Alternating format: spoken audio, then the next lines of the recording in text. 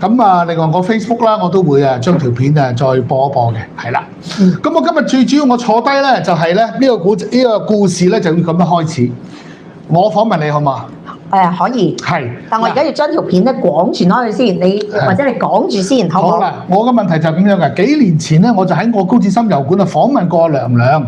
咁啊，當時咧，我哋咧即係一班朋友咧都會覺得咧，你都做得政壇新秀啦，都係入政壇㗎啦咁。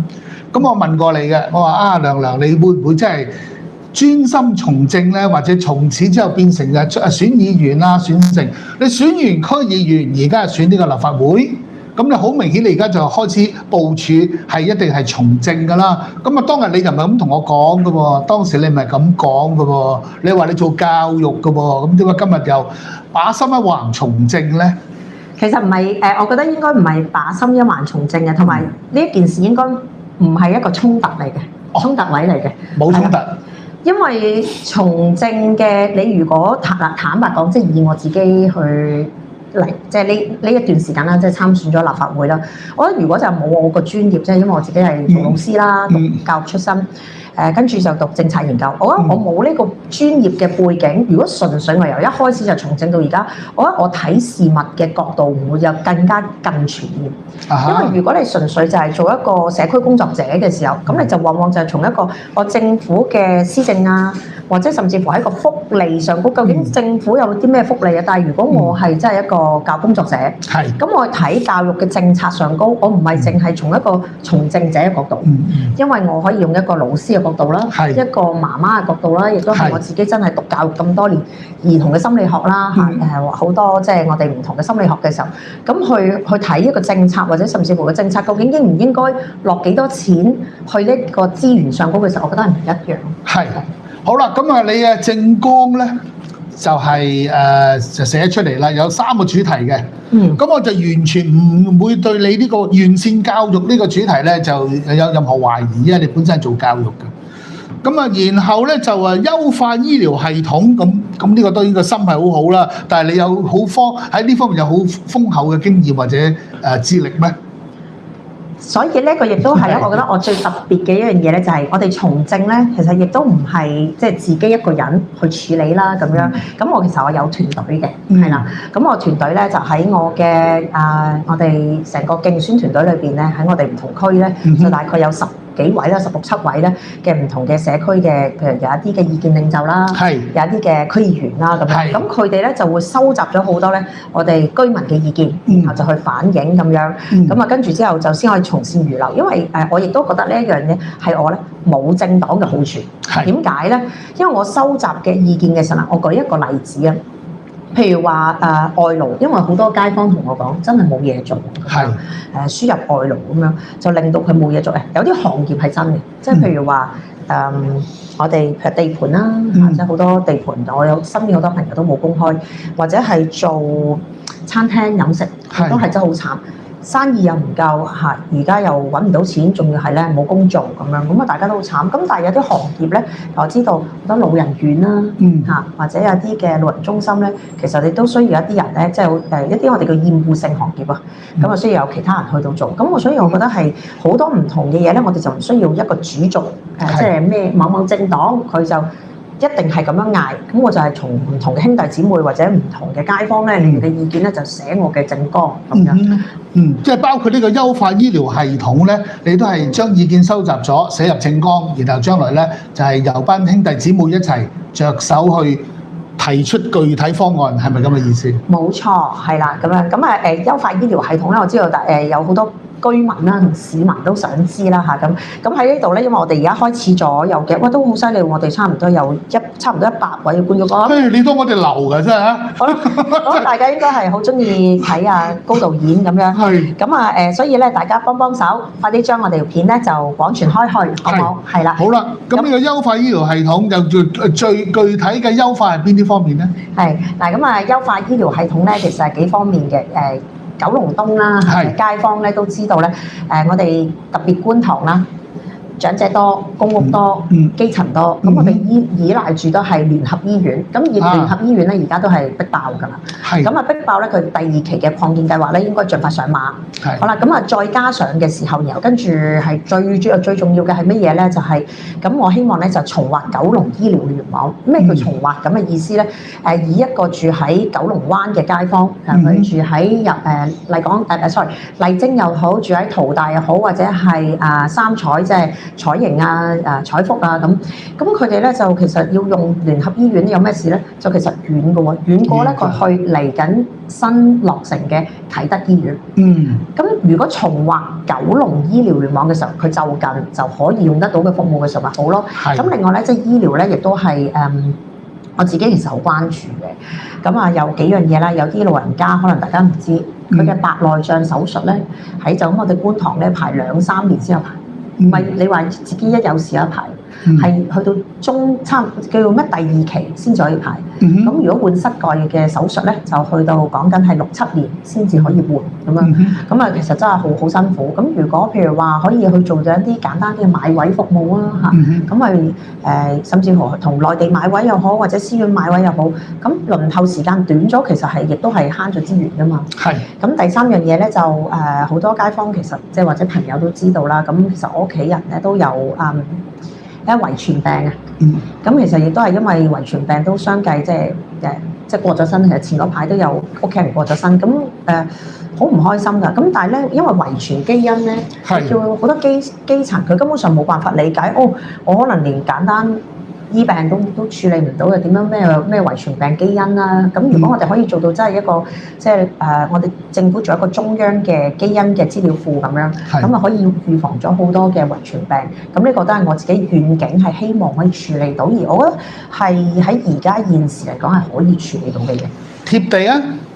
我哋最緊要希望選啲議員出嚟咧，係貼地唔可以離地，唔可以淨係識嗌口號但係拼經濟咁呢個我又覺得你仲擺喺頂添。你似乎唔係做經濟嘅嘢，又唔係做金融，又唔係做房地產，又唔係做嗰啲咁。你拼經濟嘅，你有啲咩最具體嘅想帶動出嚟嘅咧？拼經濟咧就。其實我當初諗我嘅政綱嘅時候啦，咁樣有好多觀眾或者我亦都要講翻先咁樣，係啦。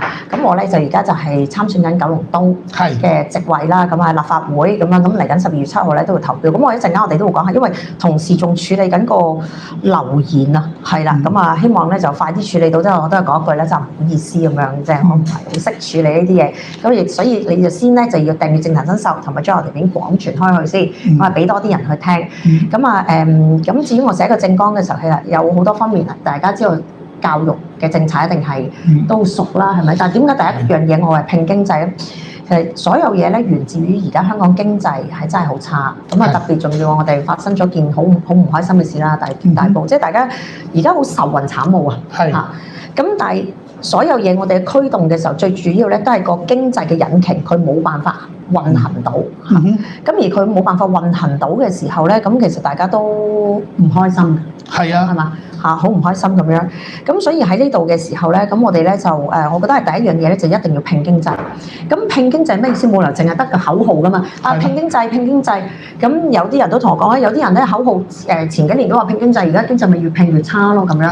我簡單啲喺我哋九龍東咧，就係激活我哋九龍東經濟。咁可以有啲咩咧？亦都係啱高導演嚟啦。係咩？我希望能夠咧就打造一個文化產業圈。咁咩叫文化產業圈咧？就唔係淨係做一啲手作仔。咁其實我哋九龍東咧就有好多咧，係有一啲係做 IP 嘅公司啦，或者係一啲嘅電影公司啦。好多喺開源道啊，就喺呢度附近，好多電影公司都中意擺喺呢度。啱啲話俾你聽點解嘅？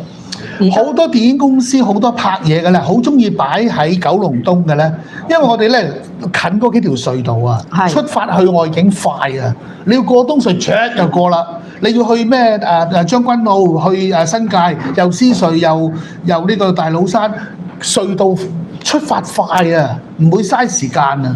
所以好多電影公司咧，以前係中意擺喺尖沙咀，後嚟揾自己笨嘅，出發塞1個鐘，翻去收工又塞1個鐘，嗰2個鐘好多錢㗎，係嘛？所以好多電影公司、製作公司中意擺喺觀塘，擺喺我哋九龍東。其實呢度咧就係基本上係好多電影公司嘅即係聚腳地嚟嘅。係啦，咁啊同時咧，係啦，而家我哋可以留翻言咯喎，咁大家咧就可以快啲留言，同埋點解個樣好似怪怪地咧？我覺得點解好似變咗形咁樣咧？係咪可以研究一下個畫面？唔係你坐前啲，我坐後啲啦。咁啊，仲唔好我塊面咁大，你塊面咁細啊？但係你唔覺得好似長咗咁？係呢啲唔好理佢啦，呢啲你部手機嘅問題啫。係咪我部手機嘅問題？一定係啊！好，咁我哋就繼續下咁樣。拼經濟，快啲講。係啦，咁啊而家先咧，大家快啲留言先，同埋咧就將我哋邊講住開去。好啦，咁而家就講咗拼經濟先啦，咁樣。咁頭先講過即係文創啊嘛，係咪？咁而其實我哋九龍東咧有個好大嘅特色嘅，就差唔多有80萬人住，然後咧就有差唔多20萬人咧嘅流動人口啊，即係成日喺度轉車啊、工作啊咁樣。其實只要九龍東咧嘅經濟能夠激活起嚟嘅時候咧，就好簡單，即係我覺得唔使有陣時經濟又唔使諗到好複雜嘅。嗱，我哋係一定係配合國家嘅發展，然後跟住之後咧就係喺我哋自己個區裏邊做好自己，咁就搞掂㗎啦。你覺得我呢個原則得唔得？呢個原則係啱，不過即係話我只係覺得即係喺經濟嗰方面幫你度橋嘅應該有團隊㗎係嘛？有，你得唔得呢個想法？當然係好啦。咁而咧，其實九龍東咧有個好特別嘅嘢嘅，就係一個11公里咧嘅海濱長廊。咁而家個海濱咧，其實只不過係一個消遣嘅地方嚟嘅啫。但係如果佢將佢變成咗，即係有一個經濟嘅活動喺裏邊，譬如有啲親水嘅經濟啦，即係好似簡單啲嚟講，譬如玩一啲水上單車嘅，佢可行嘅，係啦。咁啊，當然有一啲配套。咁嘅時候，我哋咪可以將成個九龍東咧去帶旺到。咁而亦都係譬如有啲旅遊啊咁樣。咁我覺得從政者其實最主要有一樣嘢係咩？我哋嗌嘅嘢咧，唔係話天馬行空，天馬行空係可以嘅，但係嗰樣嘢一定要落得到地，亦都係即係可以配合到成個地區或者即係大家嘅發展。的確係嘅，即係我哋九龍東嗰個海邊咧，即係而家都好冇乜人去，但其實都幾嘥嘅。咁啊過去冇人去嘅原因咧，因為嗰度咧係個渠口嚟嘅，嗰度咧即係臭氣熏天啊！但最近咧，香港啲渠務係做得好咗嘅，所以咧，我都喺嗰頭附近有個公司，有陣時我哋喺外邊行一行啊，或者搭船去西灣河啊，咁有船過西灣河喎。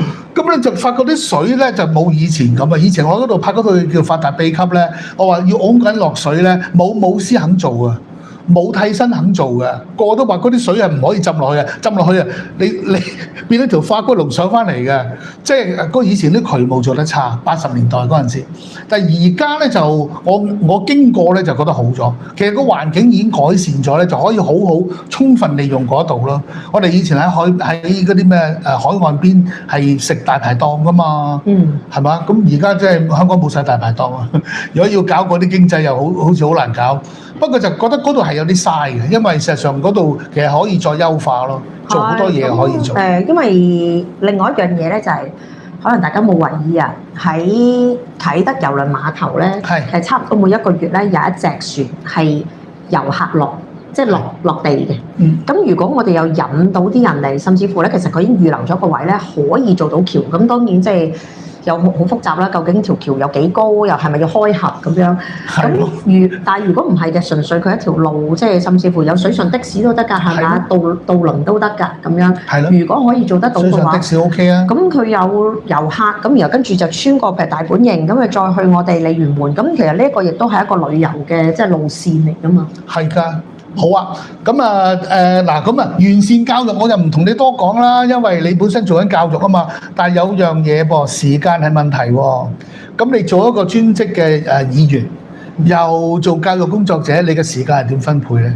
我嘅時間其實時間就冇即係點講咧？我又覺得我冇矛盾嘅呢件事。嗱，因為第一咧，即係因為好多人都問我，你老師喺邊間學校？其實我喺好多間學校工作嘅，係啦。咁我就即係因為呢幾年啦，都寫課程啦，咁亦都係冇可能係全職喺學校啦。係。但係因為我自己本身係一個好中意寫課程啊，即係做課程嘅人，咁啊喺就好專注於咧就係教學同埋喺個課程裏邊。係我啱啱其實做直播之前，可能大家唔知，我就啱啱去間學校裏邊教完書。就出嚟咁樣，咁我覺得你唔好咁講，開心嘅開心，因為你又一定要落地去接觸到啲學生啊或者家長啊，咁你亦都可以，咁你話時間點樣分配咧？咁樣，咁我覺得我自己可以分配到，咁亦都係頭先所講啦，就因為我更加貼地地去接觸學生同埋接觸到嗰啲家長，咁亦都先知道我哋社區嘅需要。好，你係九龍東候選人嚇，九龍東區包括觀塘、彩雲、彩虹、牛池灣，即係邊個站到邊個站之間嘅涵蓋咗嘅居民係。咁呢一個咧就即係簡單啲就係地鐵站彩虹，但係如果用地鐵站分界啊嚇，就係彩虹至到去油塘咧，就係成個咧都係九龍東㗎啦。咁啊差唔多有80萬人住啦，咁樣咁啊我哋應該有30零萬嘅選民啦。好，但係咧你嘅對手咧就係4位男士，係得你1位女士。咁啊，佢哋來頭都幾猛嘅噃嚇，咁啊，但係咧，你就係唯一一位女士，咁你覺得你作為唯一一位女性候選人，你嘅優勢係乜嘢？優勢就係夠温柔，雖然我個人唔係好温柔，都温柔嘅，我感覺上都温柔嘅。但係就我諗最大分別咧就係我好清楚女性可以喺我哋社區。喺工作上高，甚至乎從政上高，我哋嘅發揮咯。而我哋嘅發揮咧，因為女性咧，我哋喺個家庭嗰個崗位咧，確實同男士好唔一樣。我舉一個例子係大部分啦嚇，大部分如果細路仔喺學校發燒唔舒服，如果爸爸媽媽嘅工作都容許佢請假，咁多數邊個請假？梗係媽咪請假，係咪？甚至乎媽咪會留喺屋企即係。家中工作照顧佢啦，咁樣即係可以選擇嘅話，咁呢個唔係講話我哋係咪歧視男士同女士，而係本身大家嗰個家庭崗位，同埋大家本身係即係特別我哋叫傳統中國人啊嘛，喺家庭上高。咁但係而家我哋女士都可以撐起半邊天，係咪？咁甚至乎係我哋係究竟喺個社區裏邊係點樣去發揮咧？咁樣咁，我覺得我呢個自己都有啲點子，特別係我哋婦女嘅政策，係啦。咁我哋應該支援多啲咧，婦女咧佢要就業。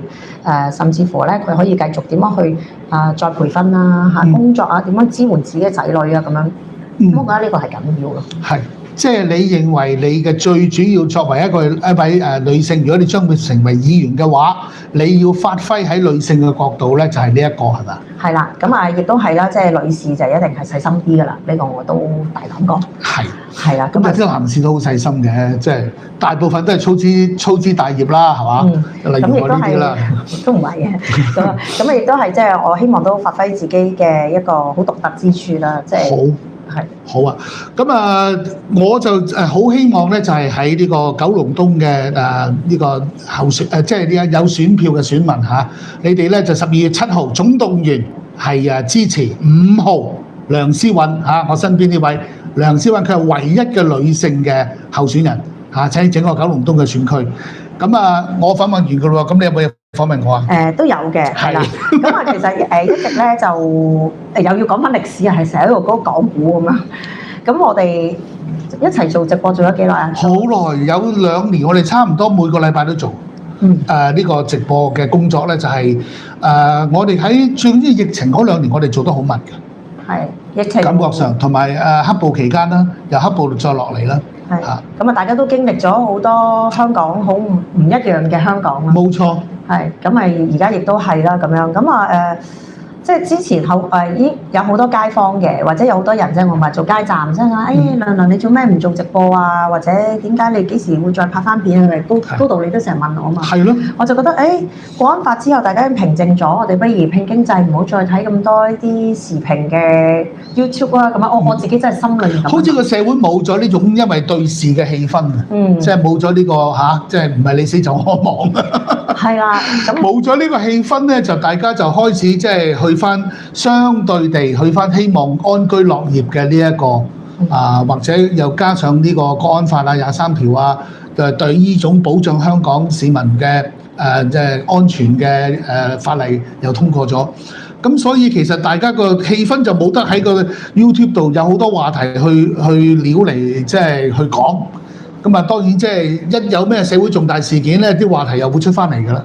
係，咁啊，所以就但係有咁多人問，咁我嗰日我見到肥仔傑，佢話不如試下做下啦，我話好啦，咁樣咁啊開個直播，又好多人睇咁啊，咁好開心，咁係啦，又跟住又遇到啲事情啦，咁啊，所以咧就之前我就揾咗朱醫生啦，同埋歐社工，佢係一個好好朋友嚟。咁喺大埔火災嘅時候咧，佢哋真係親身喺嗰度幫手咁樣。咁佢講咗一啲情緒支援。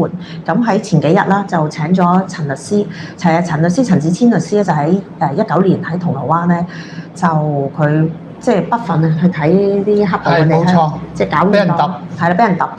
咁佢都好真係好感言，佢真係好感言。咁啊，但係佢就嚟同我哋講，即係喺即係災情之後，大家遇到好多嘅好實質嘅問題，保險問題啦，啲即係法律嘅譬如樓契問題啊，或者係甚至乎，如果我工人去一啲地方打工，我又冇簽到合約，但係遇到啲咁嘅災情，我又點算啊？咁所以就解釋嗰啲法律嘅嘢咁樣。咁而又再同高導演你做直播咧，就我覺得我哋要向前行啊！係啊，即係向前行。咁我當時同你傾嘅時候，我都遇到一個問題，因為我上網有睇過。我記得有個藝人，有個人咧，係咪一個藝人或者係即係咁樣？佢就應該係 post 咗佢自己去旅行，定係即係可能出去同屋企人食咗餐飯咁就俾人哋留言就洗版啦，就話佢呢個時間點解你仲出街食飯啊？你仲好似好開心咁樣。咁甚至乎咧喺街咧，即係有時人哋話喂，高導演你做咩仲要着紅色衫啊？你喺呢個時間咁係咪咁咧？咁甚至乎有陣時我喺度諗。係咪應該出去睇翻場戲？咁睇翻場戲，如果睇得好開心，咁咪話你而家咪唔悲傷咯？咁我就想你從一個即係我哋叫藝術工作者嘅角度去睇，點樣我哋去處理自己嘅悲傷？係，我諗咁樣嘅處理悲傷，人人都唔同嘅。即係有啲人係要喊一場，或者係要表現得好 sad， 最好一家就匿喺屋企度，即係望住個電視喺度喊。但係呢一種係咪唯一嘅方法？如果你係用呢個方法嘅話，係咪可以強加於人？咁呢個係好值得討論啦。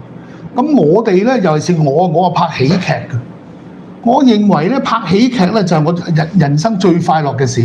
咁如果你問我而家我最想嘅，我都係希望開工。如果你問我拍咩，我唔一定要拍悲劇嘅，因為我都係想拍喜劇。咁你話咦？咁你咪唔得悲傷咯？如果你仲諗拍喜劇，咁悲嘅時候你仲諗拍喜劇，先至唔係咁諗。因為咧喜劇嘅內核好多時就係悲劇。你睇查理卓別林嘅戲啊，佢嘅戲套套都係有人笑嘅。你100年後睇依然咁好笑，但係其實佢裏邊嘅內核係悲劇嚟嘅，包括有同情，亦都包括係有階級，係嘛？有貧富。有好多唔同嘅內容喺個主題嗰度，咁所以有陣時睇嘢又我覺得唔需要咁樣睇嘅，即係你講話美國大蕭條嘅時候，20-30年代，咁啊即係全民都哭喪着臉㗎啦。但係嗰個時候最發達嘅就係娛樂事業，即係啲人就係要喺嗰個位嗰度揾自己嘅 release，即係去尋求一個 release。咁我諗我哋想喺一個好悲嘅日子裏邊，去揾一啲可以令到自己 release 嘅方法，呢樣嘢係無可厚非。咁何苦要讓即係要其他人陪你一齊，或者同你一樣係匿埋屋企喊咧？咁我諗呢個唔係好客觀啦。我亦都留意到，譬如有啲人話見到啲人咧一家大細仲去海洋公園玩，跟住俾人哋洗版鬧。咁但係如果你話嗰家人佢覺得對住個電視好悲傷，佢難得有一日假，帶埋啲細佬哥去海洋公園，我覺得唔係一件壞事嚟嘅噃，係嘛？咁就算佢將啲相 post 喺 Facebook，咁都係同人分享。咁可能佢嘅嗰種喜悅或者嘅歡樂係可以感染到其他人，由個悲傷度 release 釋放出嚟咧，或者可以有多一點嘅或冇叫正能量咧，起碼有一份即係歡欣與喜悅係可以感染到其他人，都唔係一件壞事嚟㗎。咁你話點解你仲要 po 出嚟啊？咁你唔中意你可以唔睇噶嘛，你可以刪咗佢噶嘛。我唔要再睇到呢啲咁樣嘅，我淨係中意睇啲悲嘅嘢，我唔中意睇啲喜嘅嘢。我中意拍喜劇嘅原因咧，就係喜劇咧，我作為拍喜劇嘅人咧，就係向觀眾灑香水啊！咁啲觀眾咧感染到個芬香啦，佢哋笑啦，感染到芬香啦。灑香水嘅人咧，都會沾染到一點香嘅氣息嘅。即係拍嘅過程，我哋都會好快樂嘅。我哋同啲演員啊一齊去拍一個鏡頭，諗到啲新嘅點子，都會好快樂嘅。咁我諗我哋活着就不外一喜一悲，係嘛？或者大喜大悲，我哋唔需要即係沉溺於個悲劇氣氛之中。我哋其實反而喺呢個時候咧，係應該要做多啲嘢，去平衡自己心裏邊嘅嗰種悲傷。簡單嚟講，你中意有種咩電影，唔理佢係喜劇悲劇，攞翻出嚟插着佢就可以睇。上網係 Netflix 去邊度，亦都可以揀套，唔一定要揀悲劇㗎。我揀套喜劇睇都得㗎，再睇 Godfather 都得㗎。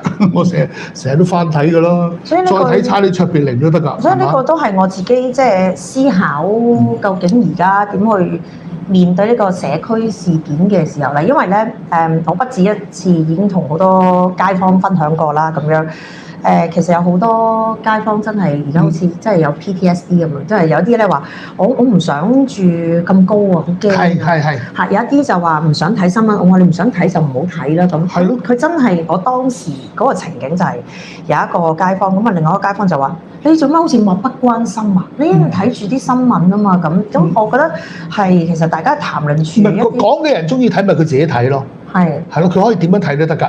但係有乜必要強加於人哋要跌入去佢嗰個情緒裏邊咧？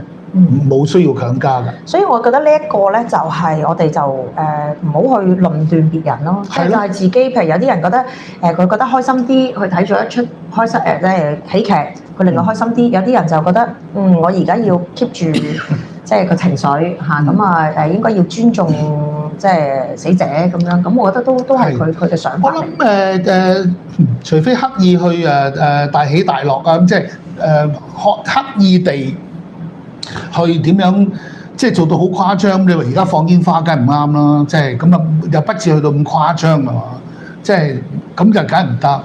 咪有某啲慶典活動係可以停一停嘅，但係咧，我覺得選舉就唔應該停啦。所以最新消息就話12月7號係唔會改變嗰個選舉噶嘛，即係選舉唔停。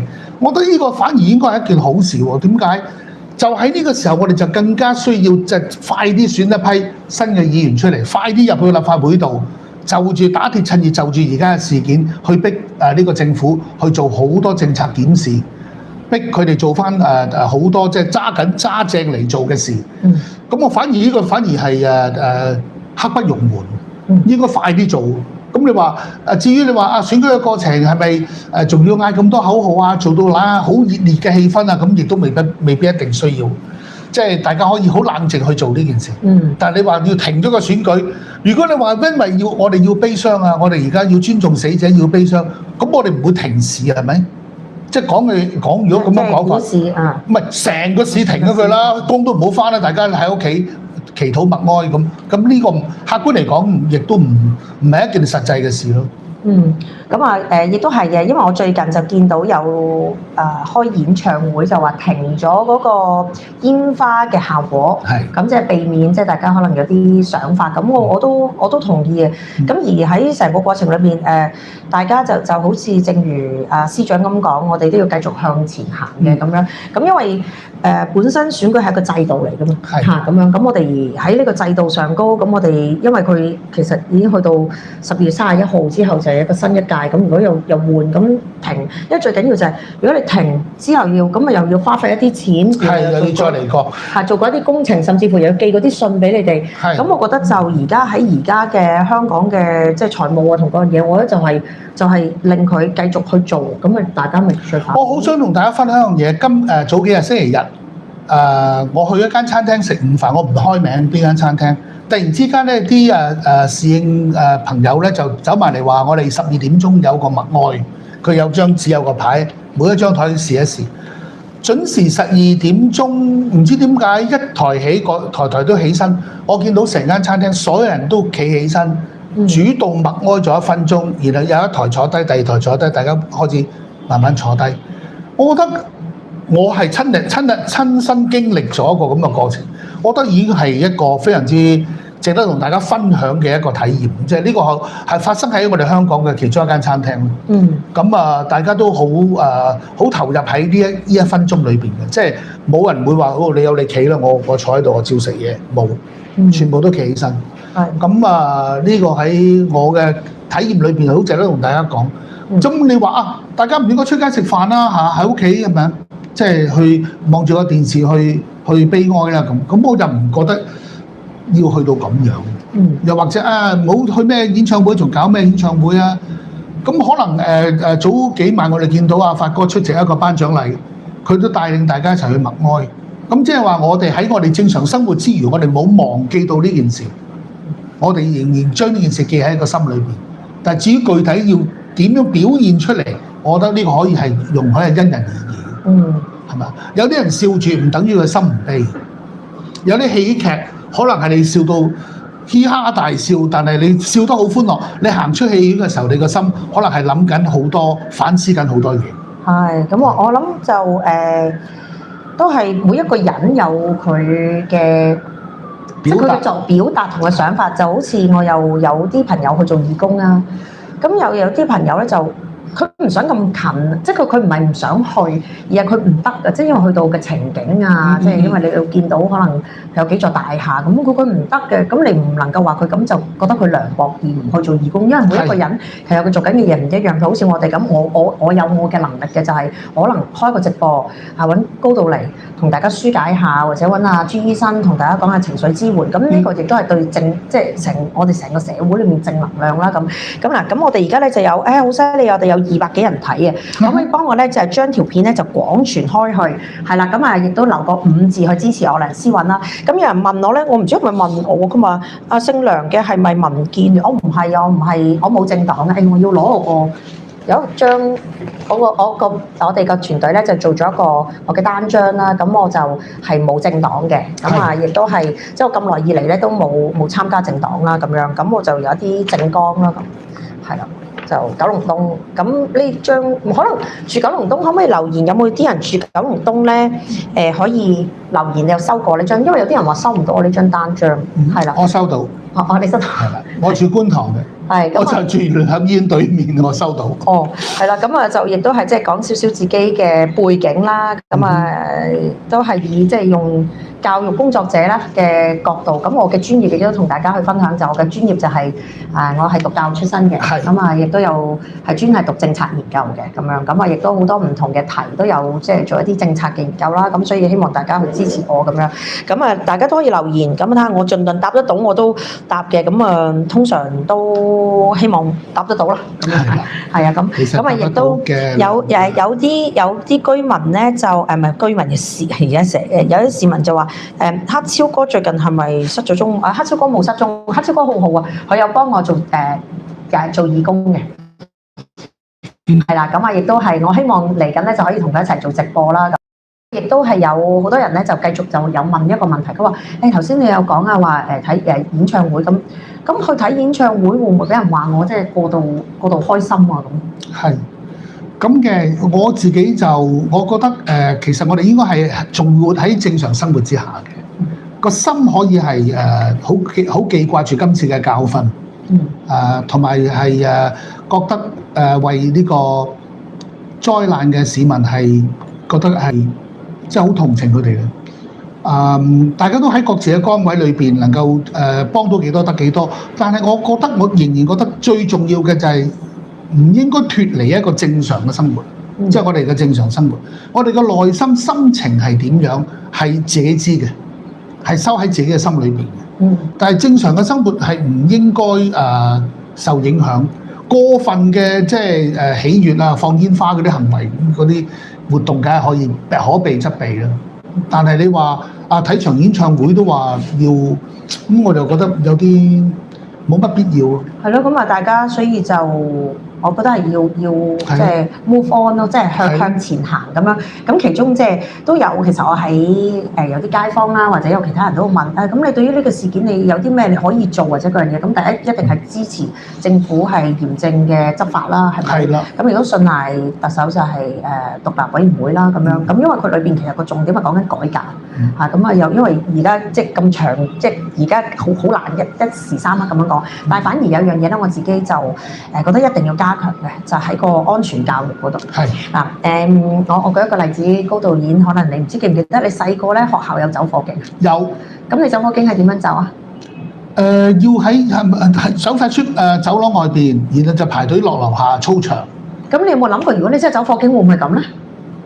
就未必會係。係啦，咁甚至乎我唔單止小學有啊，我哋後來喺堅城啊，鑽石山堅城片場啊拍戲啊 TVB 啊，有一頭半個月都會練習走火警嘅。哦，突然之間響晒警鐘，大家就出晒出邊個草皮地嗰度，即係拍緊戲都停啊！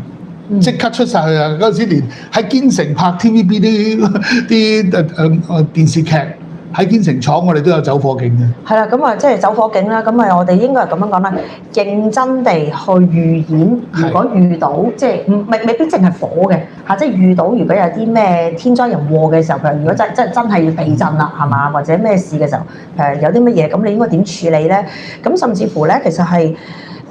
如果你屋企有個我公司就有個滅火筒，你識唔識用咧？其實你突然間你人已經咁慌張，你可能真係唔識用。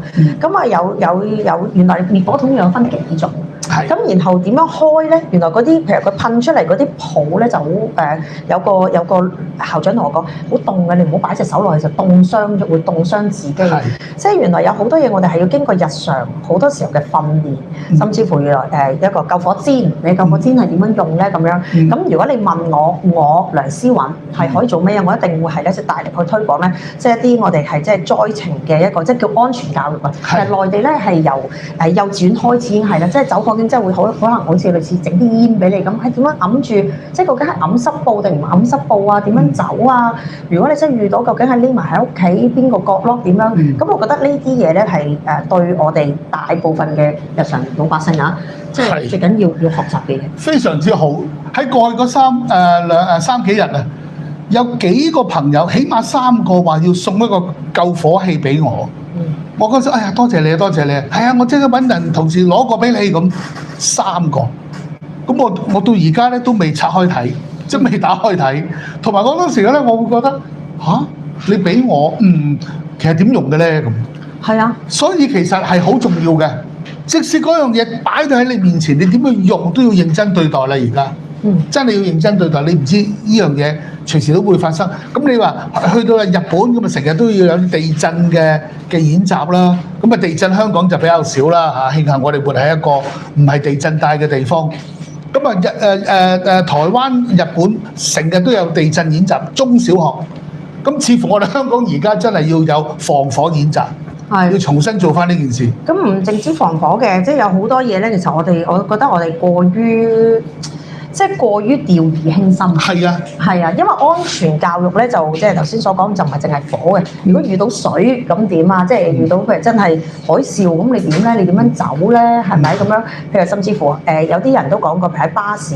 你真係突然間困住咗，啲人咪話可以用側邊個錘仔去剝個玻璃。玻璃係。你有冇諗過你真係點處理咧？原來咧，剝唔剝得爛嘅咧？其實唔知啊，真係唔知喎。係啦，咁但係即係最簡單，譬如就係滅火筒，可能我哋真係要識學用嘅，或者係有消防轆嘅，即係有啲地方冇消防轆嘅。咁你咁我就防火喉嗰個轆。係啦。